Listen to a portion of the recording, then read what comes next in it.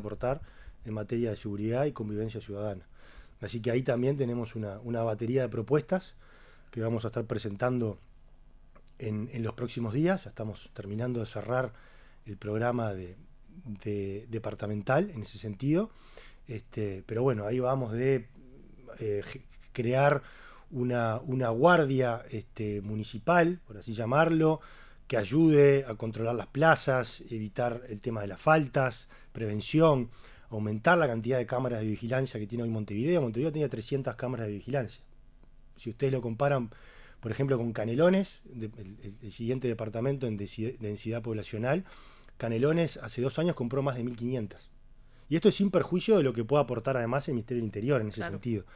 Pero creo que en Montevideo se debe una mayor cantidad de cámaras en ese sentido para fiscalizar mejor, para cuidar mejor los espacios públicos, el tránsito sin duda, los basurales, y bueno, y un poco en ese sentido va a ir apuntando las propuestas de materia de seguridad. Hay otras cosas novedosas en materia tecnológica, como por ejemplo lo que serían, nosotros lo asimilamos a unos tótems, como ustedes ven hoy en los edificios que están de moda. Sí. Bueno, poner una especie de tótems en algunas de las paradas donde la gente espera los ómnibus, sobre todo donde en los lugares donde hay menos iluminación o mayor sensación de inseguridad, donde vos podés apretar un botón, llamás a un centro de call center, digamos, y ahí podés estar conversando con una persona mientras vos estás esperando el ómnibus. Es como una suerte de acompañamiento mientras esperás el ómnibus, y eso obviamente ayuda a bajar un poco el nivel de estrés que puedan sentir las personas que están esperando el ómnibus a altas horas de la noche o bien entrada la madrugada. Esto es algo que lo hemos visto en Brasil, en el estado de Río de Janeiro se está aplicando en algunos lugares y la verdad que está dando buenos resultados. Y creo que son esas cosas que uno puede traer y aplicarlas acá en Uruguay que pueden tener un buen efecto. Me genera una duda. En ese tótem, ¿vos, por ejemplo, podés hacer una denuncia? Bueno, la persona con la que estás hablando, si te llega a pasar algo porque te está mirando y vos la estás mirando, en eso va un poco también el bajar la sensación de encontrarse solo en ese momento en la parada. Si llega a pasar algo, obviamente que eso tiene un contacto con el 911 para que se pueda hacer la llamada. Pero también la Intendencia tiene mucho para aportar en temas de seguridad, con lo que tiene que ver el control de las motos y las matrículas. Sin ir más lejos, hace unos días atrás, el actual ministro del Interior reunió al Congreso de Intendentes para tratar precisamente ese tema. Fíjense ustedes que la Intendencia de Montevideo fiscaliza poco y nada lo que tiene que ver con las matrículas, y sin embargo son los que cobran las patentes, o sea que debería ser el primero obligado en controlar que las motos o los vehículos circulen con la documentación correcta. No lo ha hecho. Nosotros queremos hacer músculo en ese sentido para controlar y fiscalizar de forma mucho más fuerte de lo que se hace hoy. Pero también tenés mucho para trabajar desde el punto de vista municipal en lo que tiene que ver con la limpieza, con el raleo, con la poda de las ramas y árboles que a veces obstruyen la visibilidad de las cámaras de seguridad. Ahí hay un punto muy importante. Yo me acuerdo que nosotros coordinábamos mucho con la Intendencia de Montevideo porque había cámaras que no las podíamos visualizar porque estaban obstruidas por ramas. Pero no había una proactividad por parte de la Intendencia, no había un plan de podas específicamente en ese sentido. Entonces nosotros teníamos que pedirle a la Intendencia que en tal o cual esquina, en tal o cual barrio fueran e hicieran la poda. Tenés también para aportar mucho en la limpieza de basurales, donde, ustedes lo saben, se esconden armas, se esconden evidencias, se esconden drogas. Bueno, ¿por qué? Porque existen esos basurales, porque nadie los cuida, porque nadie los limpia. Entonces ahí también hay una actitud proactiva por parte de la Intendencia para mejorar en temas de seguridad. Ni que hablar el tema de la luminaria.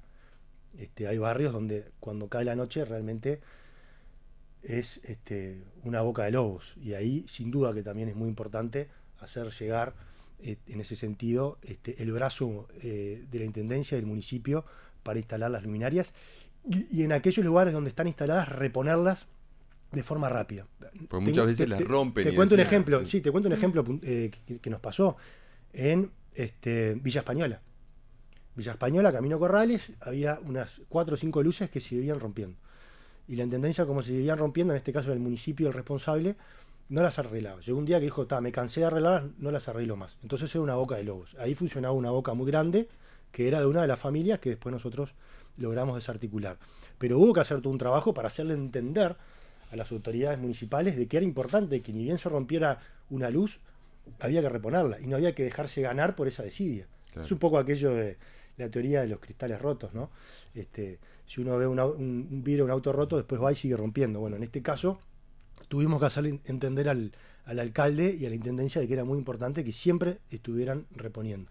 Y finalmente eso se logró, y después de un gran trabajo también de la policía en aquel momento logramos desbaratar estas dos bandas familiares que operaban ahí, y la situación en Villa Española quedó controlada. Pero eso es un ejemplo de todo lo que tiene para aportar la Intendencia en materia de seguridad pública. Es un tema del que vamos a hablar, ese de las bandas, dentro de un ratito. Pero hablando de la Intendencia, vos tenés la confianza la confianza en que Martín Lema efectivamente puede ganar esta elección. Sí. Te lo pregunto justamente por cómo es normalmente la situación en Montevideo. Hace 30 años que gobierna... 35 años que gobierna el Frente Amplio, y las encuestas siguen mostrando que es el favorito. ¿Vos crees que esta va a ser la vez que se dé vuelta esa tendencia? Yo creo que sí. Yo creo que hay grandes posibilidades de que esta vez parte de los montevideanos que siempre se han inclinado a votar a una fuerza política, en este caso el Frente Amplio, entiendan que el cambio no viene por ahí, que ya hace 35 años que los candidatos del Frente Amplio vienen proponiendo lo mismo. Hace poco en las redes sociales me encontré con un video de Tabaré Vázquez en la campaña del 89 ofreciendo mejorar el sistema de basura. Y 35 años después sigue siendo el principal problema. Por abrumadora mayoría. Incluso para muchos de los votantes del Frente Amplio, porque estamos hablando de que un 65% de los montevideanos consideran que la basura es el principal problema. Entonces, yo creo que sí, que hay que buscar convencer de repente a ese votante frente amplista, pero más blando, que entiende, o que no tiene la camiseta puesta, y que entiende que Montevideo y los montevideanos están por delante del partido político. Aquello que hace poco la senadora Betiana Díaz dijo en una entrevista de radio, que le preguntaron, ¿tú preferís un Montevideo sucio pero que gane el Frente, o un Montevideo limpio pero que no gane el Frente? Bueno, ella dijo, yo prefiero un Montevideo sucio pero que gane el Frente. Esas son un poco las miradas con las que tenemos que ir terminando. Porque no está primero el partido y después la gente. Está primero la gente, está primero el montevideano en este caso, o el uruguayo primero, y después están los partidos políticos. Entonces yo creo que esa mirada es la que le ha hecho mucho daño, y por eso apuesto a que varios frente amplistas que están descontentos en esta instancia nos den una oportunidad para cambiar Montevideo. Porque yo no creo que el cambio venga por el lado de que el Frente Amplio siga gobernando. Porque no van a poder cambiar con el status quo que hay hoy ahí. Es muy difícil cambiarlo para ellos. Por eso año tras año se mantienen las mismas promesas y los problemas siguen sin ser subsanados. Tengo que hacer esto porque la entrevista fue en un programa mío. Y la pregunta fue mía. Bueno, claro, no importa. No importa eso. Era en el streaming la fórmula, no. Por las dudas, porque en realidad es verdad, el concepto es el que vos manejaste, tal cual. Lo que pasa es que... La entrevista con Betiana Díaz. La entrevista con Betiana Díaz. La respuesta sí o no, ¿verdad? Ahí está, la respuesta era, ¿qué preferís? Sí. Que se solucione la basura en Montevideo o que gane el Frente Amplio. Y ella respondió que gane el Frente Amplio. O sea, el concepto es el mismo, pero bueno. Prefiero que Montevideo siga sucia, pero que gane mi partido político. Me parece que eso es una mirada muy triste, que lo que hace es anteponer a tu partido político por encima de las necesidades de los montevideanos, en este caso, o si fuera a nivel nacional, de los uruguayos. Y yo creo que precisamente es todo lo contrario. Nosotros, los políticos, tenemos primero que poner a los ciudadanos, a los uruguayos, en este caso a los montevideanos, y después al partido político. Y en ese sentido, ¿qué reflexión te merece lo que se ha generado en torno a la situación de Ana Inés Martínez y de la contratación, por ejemplo, de una periodista, faltando 3 meses para que termine la administración? Bueno, yo creo que los propios integrantes de la fuerza política del Frente Amplio ya se han encargado de decir que no era el momento para hacerlo. Yo no puedo entrar en el detalle de si realmente el intendente necesita o no necesita a una comunicadora o un comunicador a su lado en este momento, y si realmente se dio esa fuga en la intendencia, como él dice que se dio, como el argumento que usó, de periodistas que se fueron a trabajar al gobierno nacional y por eso lo necesitaba. Lo que sí está claro es que no era el momento desde el punto de vista temporal, y que va un poco en contra de este sentido de austeridad que necesita hoy la Intendencia de Montevideo, ¿no? Porque uno la mira y dice, tengo no sé, pero debe haber entre 14.000 y 16.000 funcionarios presupuestados y no presupuestados en su totalidad. Es un enorme animal que le cuesta mucho moverse y sin embargo te dicen que la situación financiera es mala y por otro lado te hacen este tipo de contrataciones. Entonces, del discurso al hecho hay un gran trecho en este caso. No hay una coherencia en ese sentido. ¿Y cómo viste la resolución que tomó ayer el Secretariado Ejecutivo del Frente Amplio de pedirle a Zunino que revea esta decisión en el sentido de que la anule, ¿no? Bueno, la verdad que no vi el pedido, pero si lo vi, si hicieron ese pedido, me parece bien. Yo no hubiera hecho la contratación. Por más que lo necesitara, estamos a 2 meses de una elección, es absolutamente innecesario. Son señales. También se gobierna dando señales, también se gobierna hablando.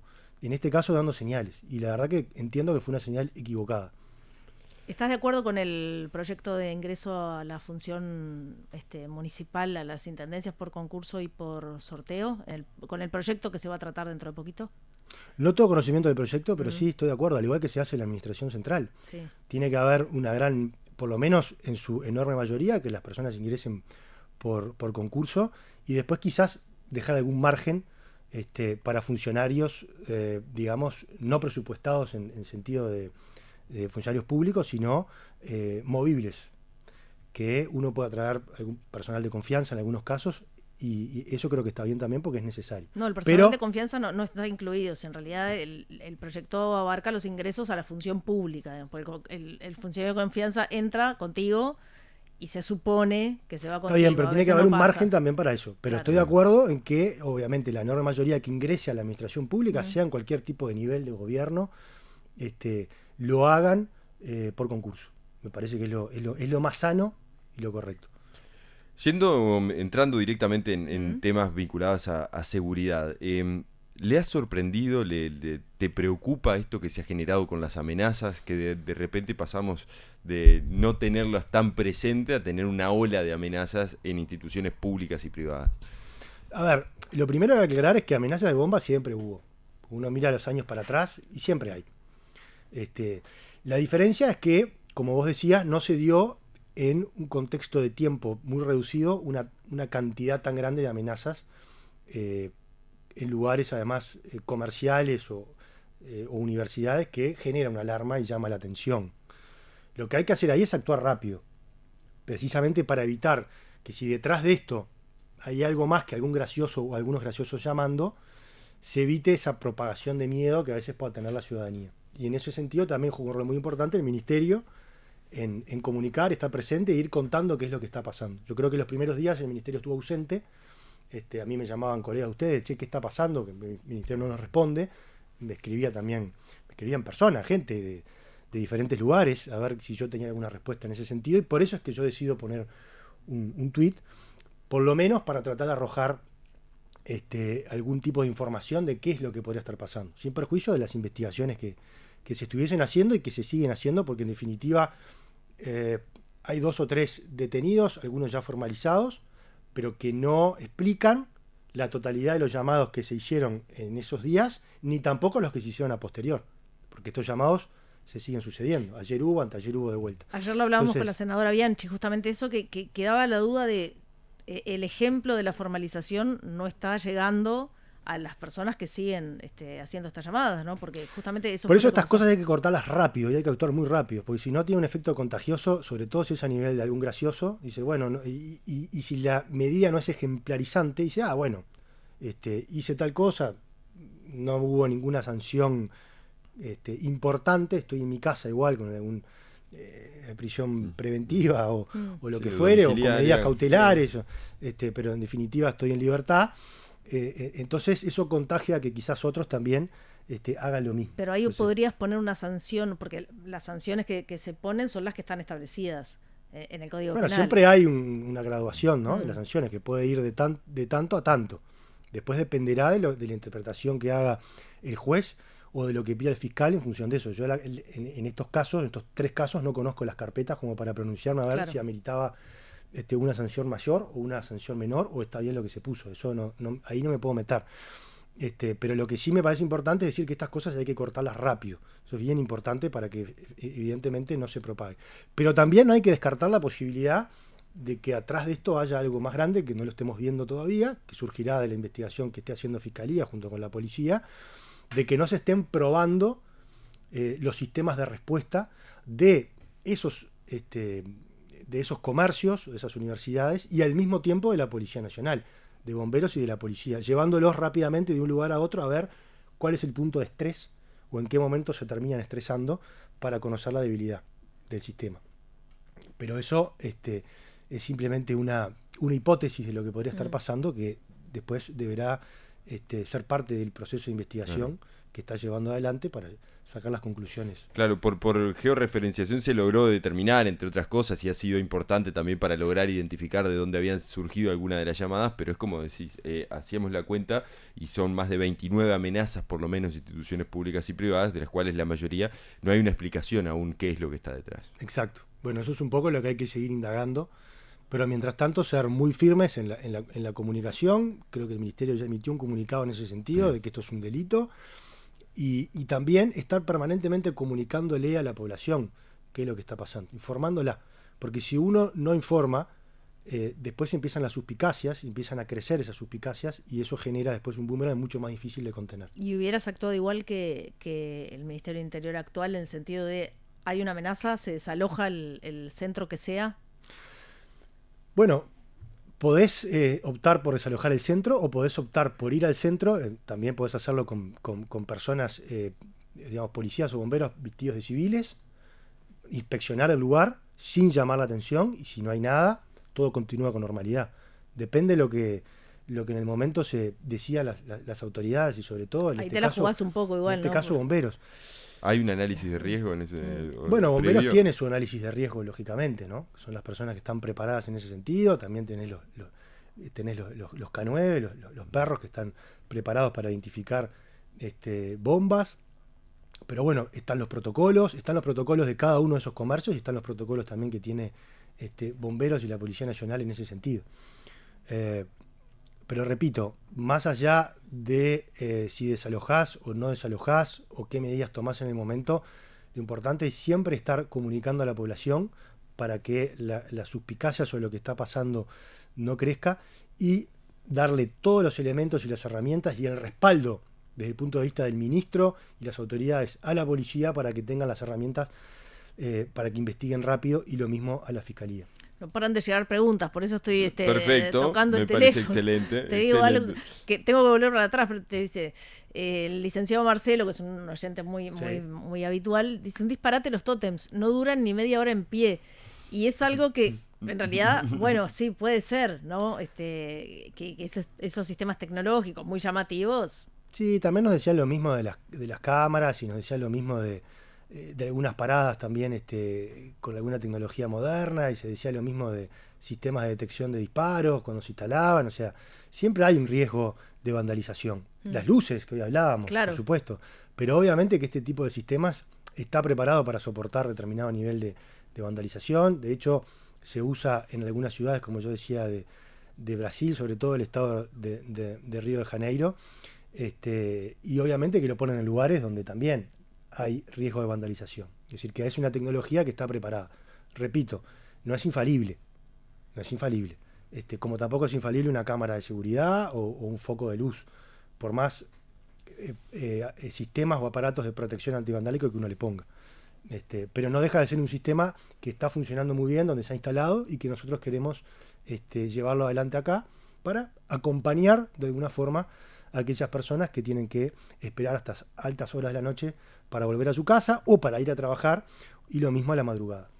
Bien. Hace una semana atrás, la bancada oficialista, la bancada del Frente Amplio, recibió al ministro del Interior actual, a Carlos Negros, para hablar de políticas en materia de seguridad, para proyectar proyectos de ley que van a ser remitidos en materia de seguridad. Y allí, a la hora de presentar una especie de diagnóstico, Carlos Negros aseguró que la cantidad de delitos son muchos más de los que se presentan en cifras de denuncias, Y después varios de los legisladores salieron y fueron consultados. Incluso nosotros tuvimos aquí en entrevista a uno de los legisladores del Frente Amplio que decía, no se fomentó, durante la pasada administración, no se fomentó la denuncia. Al revés, se trató de generar complicaciones, que la gente tuviera que ir hacia las seccionales a denunciar, que no se le tomara la denuncia en el momento, como para ir en contra del fomento justamente de que directamente se terminara formulando la denuncia. Sí, a ver, eso es absolutamente falso. Yo creo que en realidad es una excusa previendo que quizás en este periodo de gobierno empiecen a crecer los delitos, entonces se atajan con esa afirmación falsa.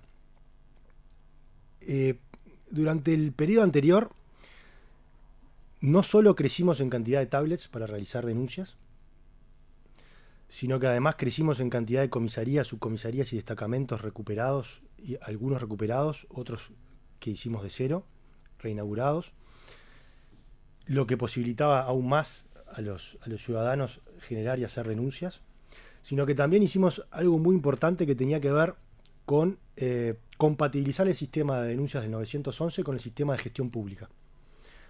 Hasta octubre del año 2020 el sistema de recepción de llamadas del 911, todo lo que caía ahí no entraba en el sistema de gestión pública. ¿Qué es el sistema de gestión pública? El sistema de gestión pública es donde caen todas las denuncias. O sea, es el sistema de gestión más grande que tiene el Uruguay. Y es del Ministerio del Interior. Cuando haces una denuncia, tus antecedentes, tu historia en materia policial, está todo en el sistema de gestión pública. Y ese sistema a su vez es compatible con el sistema de fiscalía. Entonces, al mismo momento que vos ingresás una denuncia ahí, o sea, cuando el policía va con la tablet a recibirte una denuncia, eso ingresa en el sistema de gestión pública. Cuando el policía te detiene para inspeccionar tu vehículo y te pide documentos, está mirando el sistema de gestión pública. Y cada cosa que ingresa ahí, la denuncia que ingresa ahí, eso impacta en fiscalía, que al mismo momento que lo está mirando el policía, lo puede estar mirando la fiscalía. Bueno, pero hasta octubre de 2020, todo lo que las llamadas que ingresaron al 911 no quedaban impactadas en el sistema de gestión pública. Entonces, lo que hizo este gobierno fue compatibilizar esos dos sistemas. Entonces, lo que te digo es que en el periodo de gobierno, de los periodos de gobierno del Frente Amplio, cuando había una llamada al 911, acudía un policía y quedaba resorte del policía si lo cargaba en el sistema de gestión pública o no lo cargaba. Es decir que es muy probable que haya miles de denuncias que nunca hayan quedado, que no hayan impactado, que no hayan quedado en el sistema de gestión pública. Ingresado este gobierno, eso se sinceró, porque cuando ingresa una llamada al 911, eso genera una novedad que directamente genera un número en el sistema de gestión pública, y cuando el policía acude a la escena con la tablet, tiene que llenar en esa novedad, que ya está en el sistema de gestión pública, lo que encontró cuando llegó a la escena. Entonces eso ya queda como una denuncia. Por lo tanto, entonces se mejoró en el sistema, se mejoró en la cantidad de tablets y se mejoró además en cuanto a las posibilidades de acceso a denuncias, porque abrimos más comisarías, más subcomisarías y más destacamentos. Sobre todo en el interior del país, que hubo un proceso muy grande de desmantelamiento de las comisarías y subcomisarías, por aquella visión que tenía el gobierno del Frente Amplio de que el problema más importante lo tenían en Montevideo. Entonces empezaron a sacarle las vacantes a las jefaturas del interior y las empezaron a traer para Montevideo. Y eso generó que en varios departamentos del interior muchos destacamentos o subcomisarías quedaran vacías. Y por lo tanto las cerraron con llave y tiraron la llave. Y esas se vinieron abajo. Entonces, de vuelta, es absolutamente falso decir que se desincentivó las denuncias. Todo lo contrario, no solo se incentivaron mucho más, sino que además se generaron muchos más canales de denuncia, mejorando incluso la página web del ministerio, generando nuevos canales de 0800, el de Avigeato y otros más, para que la gente pueda hacer la denuncia. Sí quiero aclarar una cosa, porque el Frente Amplio también hizo mucha confusión con eso. Probablemente, en este caso, por desconocimiento. Hay denuncias que a vos te las toman en una tablet, pero vos tenés que después ir a ratificarla a la comisaría. Sí. Pero no es porque el ministerio diga, yo quiero desincentivar, es porque te lo pide Fiscalía. Las denuncias contra las personas requieren que vos vayas a la comisaría a llenar un formulario que es de Fiscalía, para que vos ratifiques esa denuncia, para que habilites la instancia procesal en Fiscalía. ¿Pero es contra las personas? Sí, los delitos que se dan contra la persona. Entonces, se da en muchas situaciones cuando hay un delito contra la persona Pero que una yo rapiña, te por tomo la ejemplo. denuncia. No es que la denuncia no te la tomé. Yo te tomo la denuncia figura en el sistema de gestión pública. Pero para que la fiscalía después pueda iniciar el proceso, requiere que la persona vaya a la comisaría, llene un formulario que es de fiscalía y ratifique, digamos, esa denuncia que ya hizo. ¿Y ahí qué número se toma a la hora de contar esas denuncias? ¿El de la tablet o si efectivamente hace la denuncia? No, el de la tablet. El de la tablet. En el momento que... por eso digo que son dos cosas. Una es, cuando vos te tomas la denuncia en la tablet, la denuncia ya quedó. Ya impactó en el sistema. Pero para que Fiscalía intervenga, se requiere un trámite más. Bien. En ese tipo de delitos. Requiere que vaya el ciudadano a la comisaría, llene ese formulario y con ese formulario después Fiscalía ya tiene la autorización, digámoslo así, en criollo, de la persona para iniciar el proceso. Escribiste una columna bastante dura con el oficialismo en el diario El País, que se llama Seguridad no vale mentir, donde planteas algunas de estas cosas que estás diciendo ahora. Y esta de que se intenta instalar el relato de que se incentive a la gente a hacer denuncias, anticipando que esto hará crecer las cifras, escribís vos. Sí. Es un intento premeditado de justificar un posible aumento de delitos, argumentando que antes la gente no denunciaba. Exacto, eso es un poco lo que acabo de decir. Ahí está, pero ¿en qué te basás como para afirmar que es para eso? ¿No? Que es para abrir el paraguas por si me suben los delitos. Exactamente. Es un poco anticiparse a abrir el paraguas por si me suben los delitos, porque no hay ninguna otra argumentación empírica, tanto que ahora se quieren basar en la ciencia o en los trabajos académicos como si fuera algo nuevo, cuando en realidad fuimos nosotros los que les abrimos la puerta a la academia y dejamos un montón de trabajos súper valiosos para seguir trabajando en ese sentido. Entonces no hay ningún elemento empírico que diga que las denuncias, o que se denunciaba menos antes que lo que se denuncia ahora. De hecho, las dos encuestas de victimización que hay del año 2016, que se presentó el 2017, y la que hicimos nosotros el año pasado, arrojan un número casi idéntico de denuncias de delitos, que están en el entorno del 27%. Entonces ahí hay una confirmación de que la gente denuncia igual a que lo hacía hace 10 años atrás. Por lo tanto, sostener algo distinto es ir en contra de la ciencia. Y a mi gusto, entonces, en ese caso, si te parás en esa vereda, estás mintiendo. Martinelli tiene unos minutos más, sí, claro. Vamos a hacer una pausa y luego de la pausa tenemos que hablar de narcotráfico y por supuesto de muchos otros temas que hacen a la seguridad pública. Ya volvemos.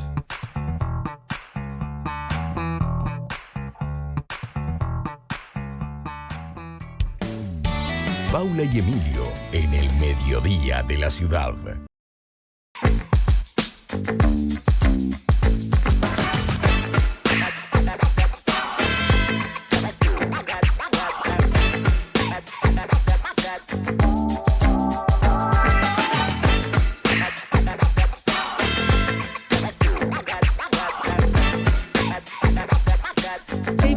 Conversando con el ex ministro del Interior, Nicolás Martinelli. Antes de irnos a la tanda, decía Emilio, vamos a hablar un poco de narcotráfico.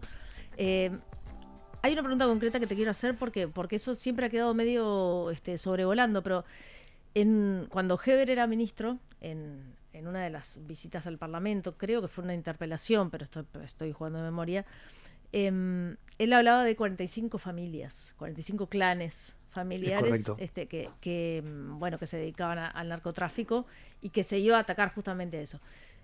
¿Se pudo desactivar alguna de esas familias que se dedicaban justamente al narcotráfico? Sí. ¿Cómo? Sí, lo que pasa es que, a ver, nosotros cuando fuimos al Parlamento lo que siempre explicamos es que eso era las familias o bandas criminales familiares que nosotros teníamos detectados hasta ese momento. Cuando nosotros asumimos el gobierno en marzo del 2020, no había un mapeo de cuáles eran las bandas familiares criminales que operaban en Montevideo. Hubo que hacer todo un trabajo de mapeo. En esa oportunidad lo que se dijo fue, bueno, hasta ahora hemos detectado estas. De esas bandas se lograron desarticular varias. Lo que pasa que después, lo que siempre pasa y que también surge de la práctica y de los trabajos de la academia que tenemos en ese sentido, es que muchas de esas bandas se escinden y después se fusionan con otras y se crean nuevas. Entonces, es un número que es dinámico. Claro. Yo me acuerdo otra vez al Parlamento que fuimos con 49 y después fuimos con 43, creo, una cosa así. O sea, vos las vas monitoreando, pero algunas las desarticulás. Digamos que muy pocas las desarticulás a cero, pero las que debilitas mucho, a veces se terminan fusionando con otras, se empoderan un poco más y después esas terminan atacando a alguna otra banda menor. Pero en definitiva, ese es el número de organizaciones o bandas familiares que nosotros teníamos detectado hasta ese momento. ¿Y ahora tenés un número? ¿Sabés cuántas quedan? Yo creo que anda más o menos en el mismo número, pero te repito, es porque vos a veces desarticulás algunas y se van creando otras. Entonces, no quiere decir que si vos mantenés el mismo número, significa que sean las mismas bandas. Quizás son nuevas que se generaron, quizás son otras que se fusionaron porque quedaron muy debilitadas y decidieron juntarse para tener un poco más de músculo. Pero el número siempre está oscilando en ese sentido. Y obviamente que de las diferentes investigaciones que se hace de inteligencia o mismo de la Dirección de Investigaciones con allanamientos y teléfonos que se incautan, también ahí se van detectando nuevas organizaciones o nuevos liderazgos que van surgiendo en algunos barrios y que bueno, vos ahí le pones como una marquita para irlo controlando y después empezás a investigar y capaz que determinás que ahí se formó un nuevo grupo y bueno, lo pones en el sistema o no, o simplemente era una persona que estaba actuando solo y no reviste mayor riesgo que eso. Pero en definitiva es una construcción constante en ese sentido. Y ahí no le asiste un poco de razón, más allá de lo inoportuno capaz que de la declaración pública al ministro Negro cuando dijo la lucha contra el narco está perdida, porque justamente empezaste con 45 bandas y siguen existiendo, y además a nivel internacional sí, ya pero sabemos lo que pasa. Siguen existiendo, pero tampoco han habido más, tampoco es que ha crecido esto. A ver, yo no creo que la lucha contra el narcotráfico esté perdida, realmente. Soy un convencido de que se puede ganar. Me podrás decir, bueno, hay que cambiar las herramientas. Y sí, capaz que sí, claro. Hay que buscar otros caminos. Incluso el camino de decir, que lo podremos discutir, porque me lo han hecho varias veces esta pregunta, ¿hay que legalizar las drogas? Y es un tema a discutir. Yo creo que Uruguay no tiene que ser punta de lanza, porque el ejemplo de la marihuana, que después podemos hablar, no ha sido del todo productivo en ese sentido. Porque la región no acompañó, decís. Porque Uruguay es un país muy chiquito y porque me parece que este tipo de cosas nos tenemos que tirar al agua con el resto del mundo. O sea, vos no podés decir yo legalizo y el resto va para otro lado. Porque entonces después te pasa lo que pasó con la marihuana. Quedaste solo, se terminaron fundiendo un montón de empresas, decenas o centenas de empresas que invirtieron en el tema del cannabis, porque después no había mercados donde poner el producto, pero que además, desde el punto de vista interno, no logró el efecto buscado, que era cooptarle mercado al mercado ilegal. ¿No salió la marihuana del mercado ilegal? ¿Cómo? No, lo que hizo, el efecto que hizo, de acuerdo a algunos trabajos académicos que hay súper interesantes, después los puedo dejar para que los vean, lo que hizo fue que ante el temor de la posibilidad de que sí les quitara mercado, las bandas familiares o de crimen organizado se empezaron a diversificar y empezaron a buscar mejores estrategias de trabajo y en definitiva entonces lograron de alguna forma paliar el posible efecto que podía tener un mercado de marihuana legal. ¿Vendiendo otras drogas? Vendiendo otras drogas o trayendo otro tipo de marihuana de otros países que sea más rentable que incluso la droga que se vendía a nivel legal. O sea, mejorando los canales de distribución. Lo que hicieron fue, bueno, tenemos esta amenaza, vamos a trabajar en como si fuera una empresa. Tenemos esta amenaza, vamos a trabajar en cómo lograr sortearla. Entonces lo que generó el efecto marihuana en ese sentido fue el contrario hasta el buscado. Por lo menos en la visión que tenemos hasta ahora, que quizás es una visión a corto plazo, porque hace 10 años que está vigente esta ley de legalización de la marihuana. Volviendo al tema, yo creo que realmente la lucha contra el narcotráfico es posible ganarla. Te doy otro ejemplo. La 1DC, que es la Drug and Crime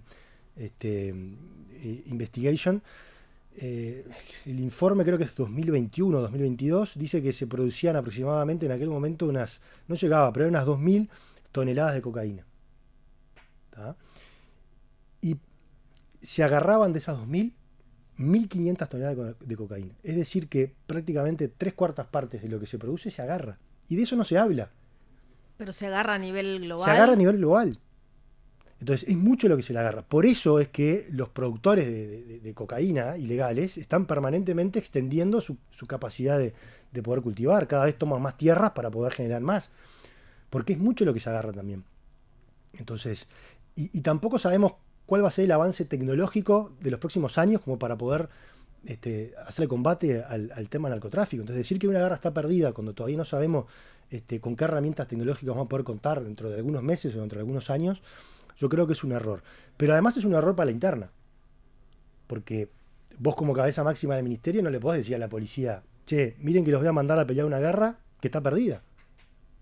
Pero además es una mala señal para las familias de los policías caídos en esa guerra. ¿Qué les vas a decir? ¿Que la muerte de su hijo, de su hermano, o de su papá o de su mamá fue en vano por una guerra que está perdida? Entonces yo creo, como parafraseando un poco a Caetano, que en ese momento lo entrevistaron, dijo, también se gobierna hablando. Y eso es así. De cualquier forma, yo creo que Negro reconoció que fue un error. Sí. Así que no, me parece que no amerita más hablar de ese tema. Pero bueno, para mí es una guerra que es posible de ganar. Después veremos con qué herramientas, pero creo que es posible. En ese sentido, Martinelli, en la administración pasada, ¿faltó controlar a esos que se supone son los que financian al narcotráfico? Y este es uno de los relatos también que se ha manejado últimamente, de la necesidad de establecer controles al lavado de activos, por ejemplo, como forma también de ir en contra del narcotráfico. ¿Te referís por ejemplo, a los reportes de operaciones sospechosas y ese tipo de cosas? Y ese tipo de cosas, desde operaciones sospechosas, pero directamente al lavado de activos, que muchas veces se pone sobre la mesa, que se utiliza dinero del narcotráfico para financiar. A ver, el gobierno anterior creó la Fiscalía de Lavado de Activos, que no existía. Punto 1. O sea que hoy Uruguay tiene una fiscalía especializada en temas de lavado de activos, que antes no había. O sea que decir que se debilitó el control, ya desde ese punto es equivocado. Segundo, yo como ministro firmé un acuerdo con Senaclaf, que es la Secretaría de precisamente lavado de activos. Firmamos un acuerdo para darle a la Senaclaf la posibilidad de que cuente con un equipo, como lo hace la Fiscalía con diferentes equipos del Ministerio, que cuente con un equipo para profundizar las investigaciones que tengan en materia de lavado de activos. Eso se firmó y quedó funcionando. Porque la Senaclaf era la que decía que no tenía los recursos necesarios para poder hacerlo. Exactamente. O que tenía los recursos, pero no le daba los tiempos, porque creo que le aprobaron gente en la última rendición de cuentas y no daba para hacer los llamados, porque el último año, viste que vos no podés contratar. Sí. Bueno, está. Pero entonces, a raíz de eso, pero mucho antes de eso, porque esto fue mitad del año pasado, pero yo ya había hablado con el director de Senaclaf allá por noviembre del 2023, firmamos un convenio en donde nosotros pusimos a disposición un equipo del ministerio para trabajar en ese sentido. Repito, igual que lo tiene la Fiscalía. La Fiscalía, las 4 fiscalías de homicidios que hay hoy en Montevideo, cada una tiene su equipo. Y eso tiene su equipo policial que labura para la Fiscalía. Y eso fue algo muy bueno que hizo el gobierno anterior, porque ayudó a mejorar el nivel de esclarecimiento de los homicidios. Incluso esto lo ha reconocido el propio Negro, que era una de las fiscalías que además tenía mejor nivel de esclarecimiento. Hablando de esto que te dice Emilio, hay otro punto que por lo menos plantea la ex oposición, porque lo planteaba contra la oposición, pero ahora el gobierno, que es el artículo de la LUC que amplió la posibilidad de hacer transferencias en efectivo y se planteaba, esto ayuda a que el narcotráfico se mueva con mucha mayor libertad. No, porque eso modifica el monto, pero no modifica las obligaciones de los que tienen que, o los que están obligados a hacer las operaciones sospechosas. Llámese un inmobiliario, un escribano, diferentes obligados que la propia ley establece, siguen estando obligados a reportar. No es porque yo vaya con $50.000 a comprar algo, eso quede libre de control. No. Pero si se compra en mercado la obligación ilegal, sigue estando. La operación esa hay que reportarla igual. Claro, entonces el problema no está en eso. En la legalidad. El problema no está en el monto. El problema está en el control. Pero eso te va a pasar si son 10.000 o son 50.000. Porque si vos no educás a los que tienen que hacer los controles y no ejercés controles a los que tienen que hacer controles, bueno, ahí sí puede pasar que alguien que va con 10.000, 5.000 o $50.000 esté lavando dinero. Pero no es un tema del monto. Es un tema de que hay determinadas personas jurídicas o físicas que tienen que hacer los controles que están establecidos por ley y que además la entidad pública encargada tiene que controlarlos, cada una de esas operaciones que hace, que hagan las denuncias correspondientes o que notifiquen cuando tengan ese tipo de operaciones, por eso se llama operación de reporte de operaciones sospechosas, que las hagan para que el Estado pueda controlar. Entonces no pasa por el monto, pasa por otro lado. ¿Uruguay sigue siendo un país de acopio y tránsito? Uruguay se convierte o empieza a convertirse en un país de acopio allá por el año 2012-2013, que coincide coincide precisamente con lo que yo mencionaba hoy de la ley de legalización de la marihuana. Y toma su dimensión más grande como país de acopio allá por el año 2018-2019, con aquellos cargamentos enormes que se agarran, uno de ellos conocido, el de Mutio, pero hubo otros también grandes, que termina de consolidarnos como país de acopio. Ahora, también es cierto decir que el que acopia no es el que genera los problemas. El que genera los problemas que ustedes ven a diario de los homicidios y de los problemas en los barrios es el microtráfico. Es por la disputa de territorio y de los lugares de venta en esos barrios. El negocio del que acopia es otro. Ese tiene otra estructura mucho más grande, muchas veces ni siquiera usa armas, y su negocio es pasar desapercibido. Claro, pero tiene una responsabilidad enorme, ¿no? El crimen organizado, por eso se llama organizado, y por eso yo siempre lo distinguí del crimen desorganizado, que es el que sucede en los barrios. El crimen organizado no le sirve el ruido, no le sirve las balaceras, no le sirve las muertes, porque eso atrae la prensa, atrae a la policía, y eso es malo para el negocio de ellos. Vos hoy en los barrios vas al cerro y tenés un barrio en el cerro y está intervenido. ¿Y por qué? Y porque andan los tiros todos los días. Entonces la policía va y se queda ahí, está ahí. Y eso para ellos les complica el negocio, porque les complica vender, les complica trasladar las armas, les complica moverse. El crimen organizado tiene otra cabeza, por eso es organizado. Tiene una cadena que funciona bien, y para ellos ni siquiera es necesario usar armas. Entonces, esto no quiere decir que no haya que trabajar en desmantelarlos, por supuesto que sí. Nosotros trabajamos mucho en desmantelar las cadenas de distribución en ese sentido. Pero si vos me preguntás, ¿es el que genera el problema en los barrios? No es el que genera el problema en los barrios. Esa droga entra, se acopia y se va. Entiendo el razonamiento, pero se me genera una duda, porque el que acopia sí. Es el que empieza con el problema, porque de ahí sale la droga que se va a vender después en los barrios, donde va a haber tiros, armas. No, sí y no necesariamente. La mayoría de esa droga es la que se va. Esa droga no queda acá, se va. ¿Por qué? Porque el valor en Uruguay es muy inferior al valor en Europa, en Asia o en Oceanía. ¿Y el acopio no se paga con droga? En algunos casos se paga con droga. Una porción pequeña puede ser que quede acá a nivel local. Eso sí. Claro, pero o sea, si no existe el acopiador, no existe el microtráfico. En los casos de que se pague con droga, esos acopios, sí. Pero mucha de esa droga también que se vende acá no necesariamente entra por acopio. Puede entrar porque hay una cadena también de distribución que viene de las fronteras. O viene una avioneta y la tira acá. Y no necesariamente es para un mercado de acopio. Es para un mercado local. Hubo fallas en ese sentido con el tema de los escáneres, que demoraron mucho, que una vez se abrió un contenedor con cargamento de alfajores y resulta que estaba lleno de cocaína. Bueno, eso sí, ahí lo que pasa es, a ver, sí, ¿no? La compra de escáneres, uno dice, bueno, demoró. Sí, hay que hacer una compra pública, son compras complicadas, intervienen muchas empresas internacionales porque son licitaciones internacionales, hay países detrás de esas empresas. Es complicado. Uno le gustaría que los procesos de licitación públicos lleven 6 meses, a veces te llevan 2 años. Hay que pasar por los organismos de contralor, etcétera, etcétera. Pero todo eso también, hay que decirlo, es lo que robustece nuestro sistema y lo hace mucho más transparente. Ahora, también es justo decir que antes de nosotros, el Frente Amplio gobernó 15 años y no compró un solo escáner. De hecho, el único escáner que había sido donado por el gobierno chino, donaron 2. Uno se les cayó al agua, el gobierno del Frente se les cayó al agua, y el otro era el que funcionaba.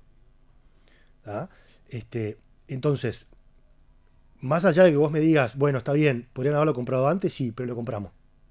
Lo compramos y hoy el Uruguay tiene 3 escáneres de última generación, precisamente para evitar que pasen ese tipo de cosas que tú decís. Pero además tiene la posibilidad de acceso a las fotografías en tiempo real de lo que se escanea en Argentina y viene para acá, lo que se escanea en Paraguay y viene para acá, y se está trabajando con lo que se escanea en Brasil y puede venir para acá. Pero además de esto, también este gobierno hizo otras compras que son muy importantes, porque compró aviones de combate para el control de las avionetas que ingresan. Va a quedar para esta administración. Les compró el gobierno anterior, pero se van a entregar ahora. No, porque no se entregaron. Claro. Y compró los 2 buques de control las patrullas oceánicas, que eso también ayuda a controlar toda droga o intercambio de armas que pueda ingresar por la zona costera de nuestro país, que eso también es bien importante. ¿Eso fue parte de la transición, o sea, el intercambio que hicieron? No, eso fue una decisión del gobierno anterior de comprar porque se entendía que se necesitaban estos elementos para el control.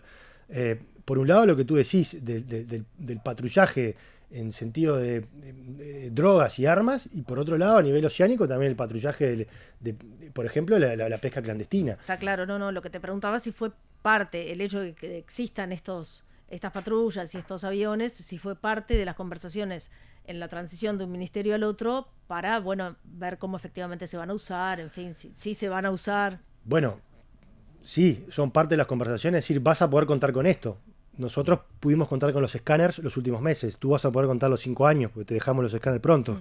Vas a poder contar con 6 aviones de combate, porque te dejamos la compra pronta. Y vas a poder contar con los buques, porque te los dejamos construyendo. Y así con otra cantidad de tecnología. Pero bueno, por eso entiendo yo que estas cosas son políticas de Estado. Y que tienen que perdurar y más allá de quién le toque o qué signo político le toque gobernar. Y eso es lo interesante de esto. Lo triste de esto es, de vuelta, que el Frente Amplio en sus 15 años de gobierno podría haber comprado estas cosas y haber dejado tecnología mucho más avanzada en ese sentido, y no lo hizo.